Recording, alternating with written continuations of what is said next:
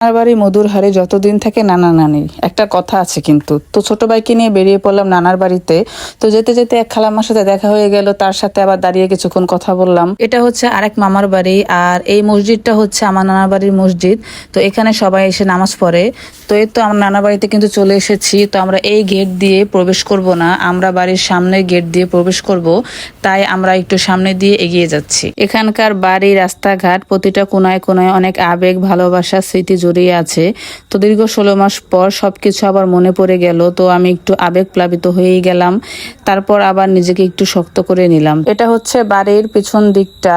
তো এখান দিয়ে আমরা প্রবেশ করলাম, আর এটা হচ্ছে আমার নানা বাড়ির কবরস্থান। বাড়িতে কিন্তু সব মামারা থাকে না, শুধু 2টা মামা তার ফ্যামিলিকে নিয়ে থাকে। তো এই তো বাড়িতে ঢুকতে আমার এক মামাতো বোনের সাথে দেখা হলো। ও আমাকে দেখে ওকে মেরে চলে যাচ্ছে। এখানে আছে মামি, মামাতো ভাই, মামাতো বোন। তো সবার সাথে মিলে আড্ডা দিলাম, কথা বললাম। ভিডিওটি যদি ভালো লেগে থাকে অবশ্যই শেয়ার করে দিবেন।